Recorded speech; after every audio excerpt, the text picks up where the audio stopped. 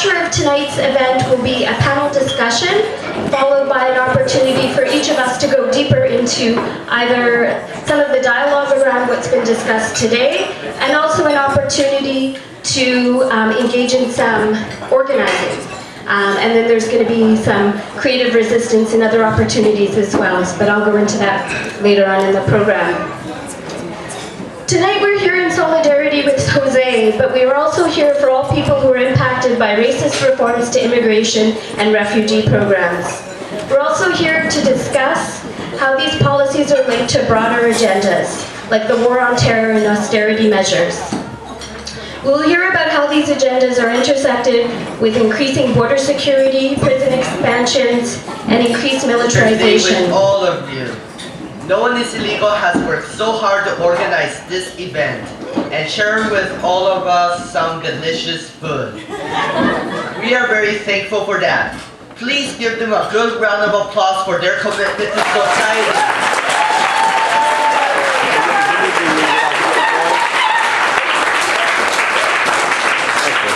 We are also grateful to all of you for coming here today. You being here gives our family so much moral strength and courage to continue in our struggle for justice. I am talking to you today, well, because for our family, fighting against the deportation order is not only the tasks of my parents, my rights and the rights of my sisters as Canadian children are being directly affected by the decisions made by the IRB.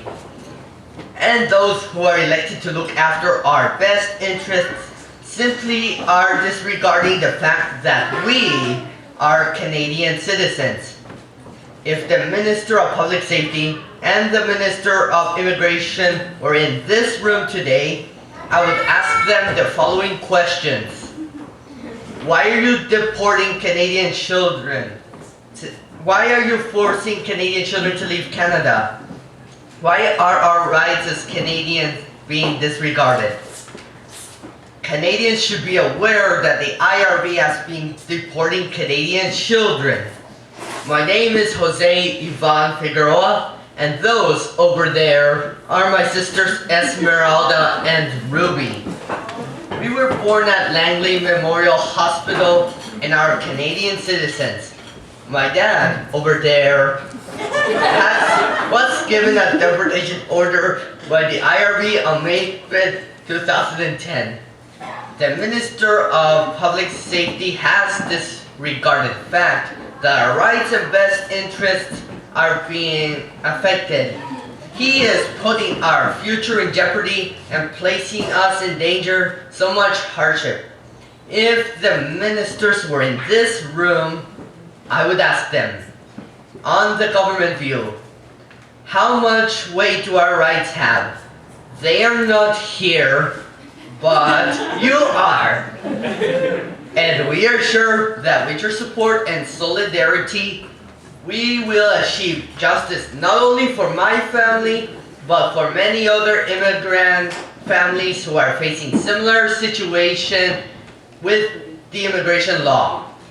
Visit our Facebook page at www.wearejose.com. Click I like We Are Jose. Share with your friends, and don't forget to subscribe. As a family, we are not giving up the fight. Together, we are stronger. Together we can make the difference. Canadians should not be forced to leave Canada. We are Jose. First of all, I would like to give some acknowledgement to some people. Over there on the back, you will see Sasha Woods. 2 years ago, when we received this deportation order, she has been working with us into fighting this deportation order. She presented us a project, the We Are Jose campaign. So I would like you please give a round of applause to Caroline Chihuanco. She's right there.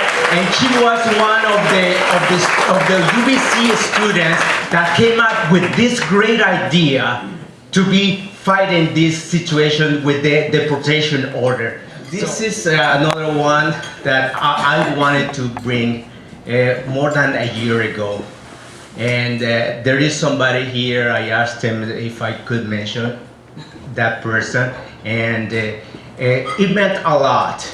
We met her at an event, an FMLN event in Vancouver, and I only met her for 45 minutes. But in those 45 minutes, she just gave us so much information, so much solidarity, and I would like to acknowledge that her son is here today, and her name is Frances McQueen.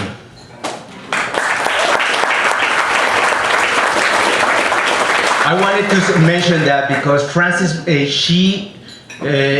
on the just brief time that I met her, I tell you, with her help, we could be getting so much information, and we are able to basically continue our fight.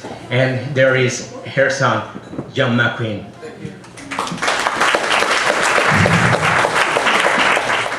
At this point, FMLN is the current government of El Salvador. Canada has diplomatic relations with that organization. And what it's telling me is, what is a paradox? Well, a paradox is a statement or a group of statements that leads to a contradiction to which, if it's true, well, defies logic and or reason. Basically, and this is what is happening with the immigration law right now, and that's why I wanted to bring this over.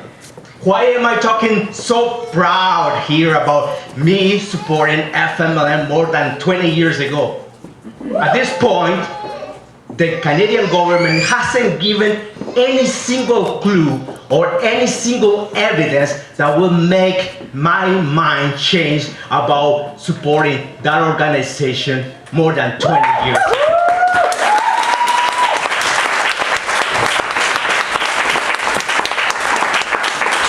In order to continue,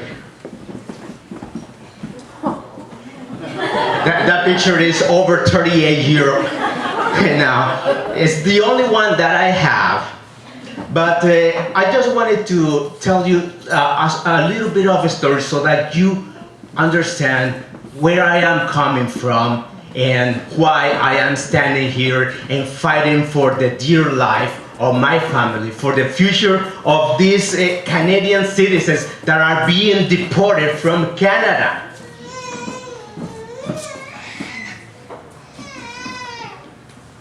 Many times, probably, you have been faced with that kind of situation. I guess that you guys would recognize that. That's a kid being bullied. Well, the kid that you saw before, when I was in grade 3, I had my personal bully. In grade 3, I was so afraid to get out of my class, and basically I was always looking around for this kid that was always bullying me and was always looking for me. I was lucky though, when I was in grade 3. I had a friend who was a lot older than me.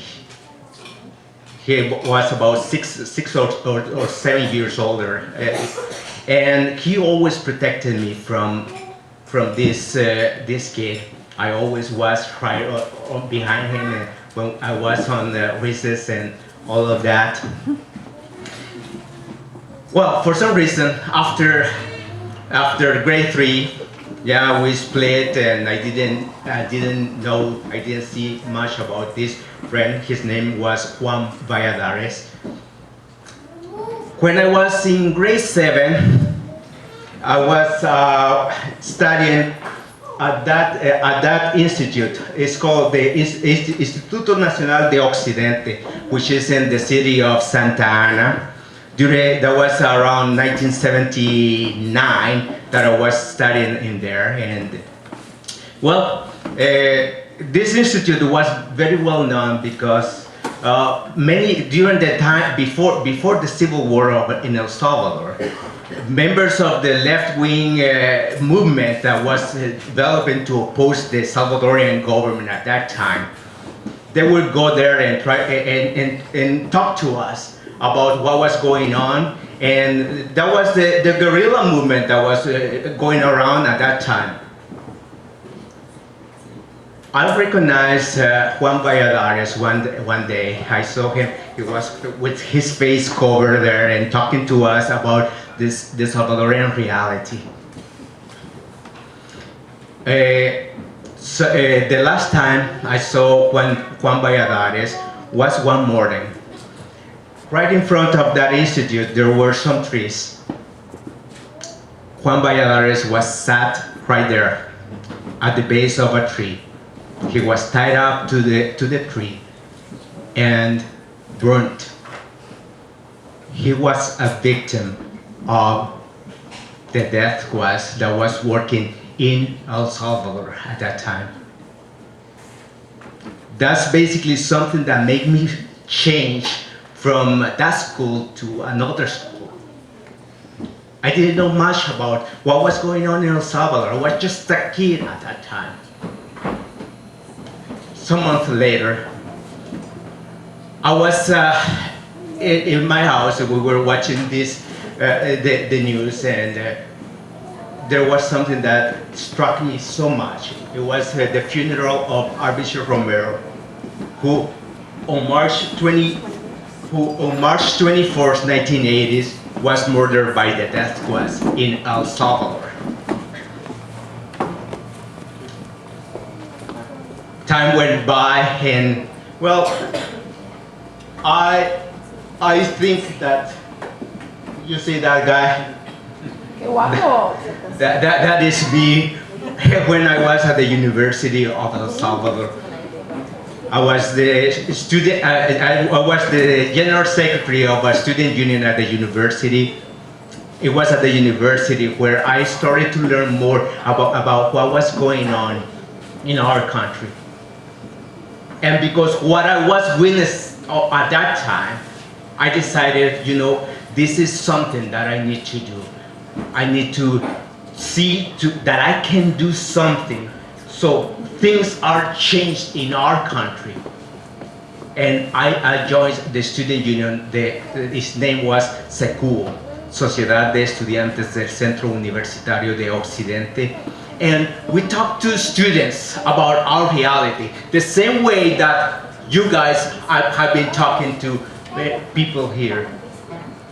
So this is where I am coming from. More than 20 years after we came into Canada, the Canadian government is telling me that the decisions that I made when I was young were wrong, when actually they are wrong about knowing the Salvadorian reality. And they are categorizing a group that at that time during the Civil War was like Arbicio Romero, like Juan Valladares, that were protecting the Salvadorian people against a bully. The bully that was using death squads in order to control people. And that's why I wanted to bring to you this one point about this big paradox about the immigration law. The definition of terrorism that they are using, it is totally wrong. There is not a universally accepted definition of terrorism, yet they are deeming me as a supporter of a terrorist organization. Well, what is this terrorist or this supporter of a terrorist doing here right now? Where should I be? But the immigration law, as it's being applied to many people, it is being applied the wrong way. Here in Canada, the Salvadorian population is more than 150,000 Salvadorians. Many of them are members of FMLN. Here, I think they have had some events here in Vancouver. But what is going on with the immigration law? They are giving CBSA officers so much discretion to decide who is going to be here in Canada and who is going to go. So I think that one of the things that I wanted to point out on this paradox, because it defies logic, it is the Minister of Public Safety who comes with allegation of terrorism against anybody who at one point belonged to an organization that fought dictatorship, as people from Nicaragua could be found or are being found inadmissible into Canada. People from Syria are being found inadmissible into Canada. Just some time ago, we found that this family of that have been deported from Canada, and on one of the pictures that my son showed you, it was the Bermuda family.